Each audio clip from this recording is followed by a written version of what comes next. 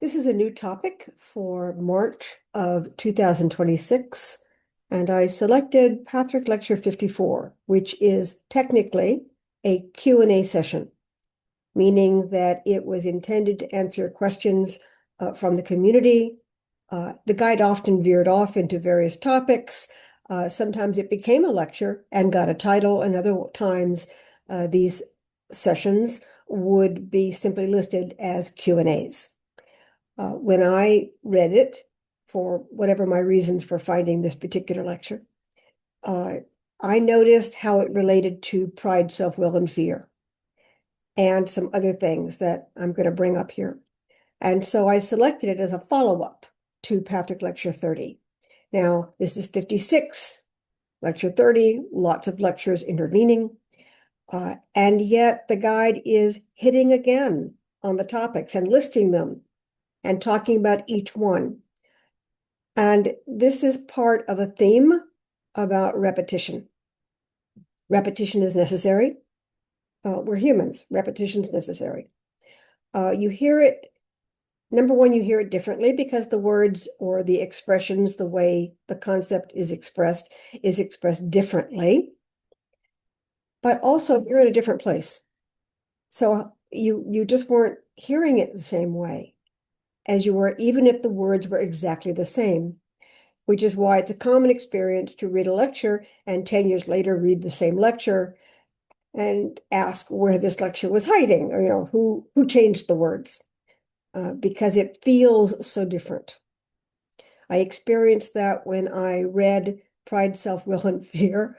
I was surprised at how I could read it so completely differently this time than the last dozen times I've read it. So getting back to Patrick Lecture 54.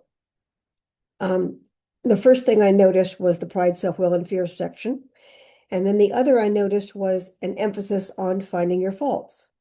Now, there's a lecture, Finding Your Faults. It's Patrick Lecture 26. Again, some number of lectures ago. And here the guide is, again, repeating this same teaching from a slightly different perspective. It's important. There are different ways of saying things. And so I emphasize in week 1 the teachings on finding your faults. And I bring up the worksheet that I prepared a long time ago from Patrick Lecture 26. Now, I introduced this section with a quote from Patrick Lecture 31, from Shame. And I did that because it was a more concise explanation for how all these three things fit together. And the quotation was that it is pride, self-will, and fear that are the essential primal faults. Everything springs from them. And that leads to finding your faults as a spiritual task, as a spiritual challenge, as a spiritual practice that has benefits, which all relates back to the personality types that I'm focusing on the next few months. In terms of finding your faults, 1-page exercise, 7 steps. I let this lecture basically hold all 7 steps. The reality is that our faults are valuable. They represent, they exemplify, they amplify, they're the evidence of where we are. They show where we are in our self-development. They also constrict us. Faults are like physical limitations. If you have a fault, you can't go in a certain direction. It's not productive to go in a certain direction.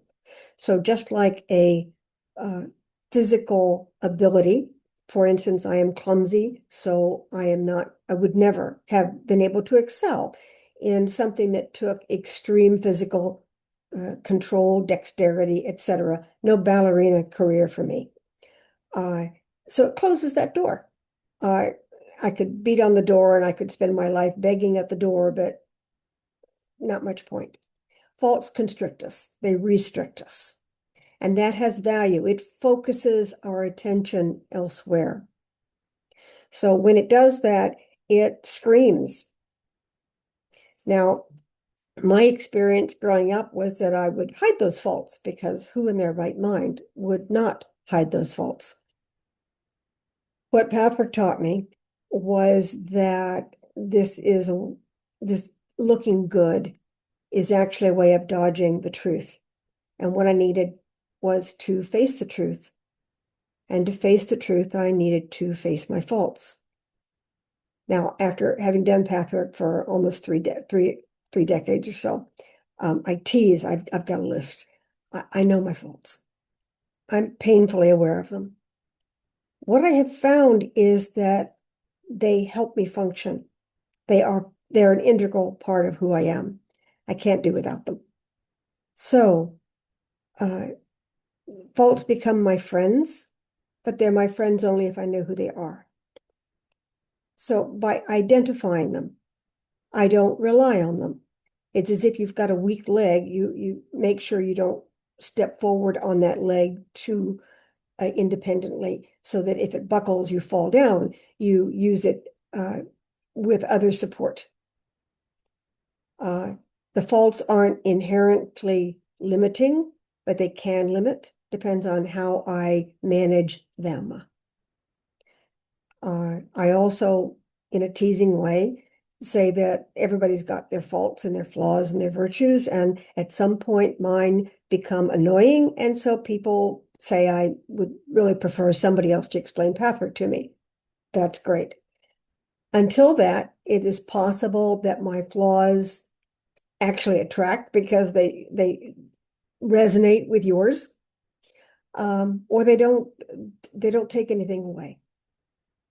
But everybody's got them.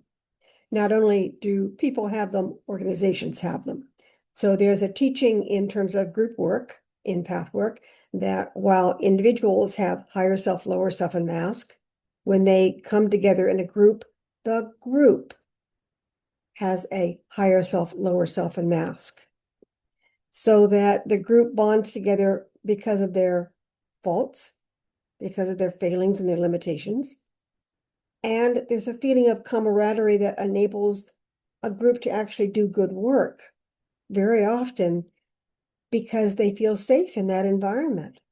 There's a place where the fault is not disqualifying. And this is true with friendships, with relationships, true with careers. That's why I tease about my not being able to have a ballerina career. That's good for pathwork, even if my dreams, my nighttime dreams still dance. Because it allowed me to grow in a certain direction that presumably was a good direction for me to grow into. So the reality of finding our faults will challenge our images of being able to do anything, be everything to everyone, not having any limitations. It is humbling. Humility is really helpful in spiritual work. It also gives us a reality point. This is where I am. If I want to change where I am, work will have to be done. Something will have to be changed, something will have to happen, and I may have to make some trade-offs someplace, which is also the reality of the earth plane.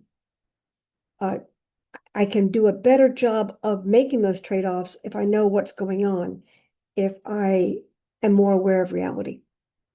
So I recommend highly Pathwork Lecture 26 and the worksheet as a substitute or a short version of that lecture. One of the things that frightened me when it was first presented to me in class as an assignment was part of the lecture was go to another person and talk about your faults. It was one thing to find my own faults. It's quite another to go to another person and discuss them. Or, hard in my throat, ask them for their list. So it suggests you go to someone who knows you well and ask them for their feedback. There's a place where we kind of know what our faults are and we really don't want to hear it from others. There's a place where our faults have been compensated for by others. And we want to live in the fantasy that they're not compromising anything. And yet it can be a very loving thing to realize that as imperfect as we are, we're good enough. We're useful. We have value. And it's not because somebody is blind to our faults, but because they just don't see them as disqualifying. And they are able to make their own adjustments, so they're not overly annoying. So finding our faults is about, it's an internal way of coming to grips with reality. One of the things that I'm going to do with this video is I'm going to post a link to a previous one. It was a video made of me at a workshop. There was a professional videographer, film director, who was part of the workshop, and they offered to film people in process at a certain point in the course. It was a 1-year course. And so they filmed everybody and gave us the films. It took at least a decade for me to watch it. It took 2 decades before I posted it online. And what had to happen was I had to have some distance from that younger woman of 45. I had to be able to see her more objectively. Now that I do, I'm using it as an example. She's hysterical. She's in the middle of a process. She's lost, and she will not quit, and she's fighting. It's almost a cartoon, and it's very true. It's who I was at the time. It's who I still am. I may do a better job of struggling while I'm in process, but she is me. And so I posted as an example of what happens when you're driven by something, but you don't know what it is. You can't identify it. As an invitation for you to point out those flaws, and realize if the other person has them, maybe I do too, and to be more relaxed about finding yours. The other thing that came up this week that I was surprised by, different topics come up, is how different organizations not only have different flaws, but they have different benefits. Of course, that's the logical extension, but it was the way it came up that surprised me. For instance, in Pathwork, there are different approaches based on the history of the helper leading the organization, their philosophies, their lifestyle, their belief systems, their side modalities, and specifically, different people have different approaches to religion. So that a Pathwork helper can be deeply steeped in their Christian faith, and they will align very strongly with the passages in the Pathwork lectures that reflect on Christ consciousness and specifically honor the story, the human story of the man called Christ. I have a Jewish background, and I don't resonate in the same way. And done quite a bit of work on that, of course. And I offer a different perspective with different emphasis. In this lecture, the guide talks about how an atheist can be moral, ethical, more so than a so-called religious person, because there's a reality to what the atheist is holding on to and a superficial quality to what the religious person is holding on to. And where that led me to is this.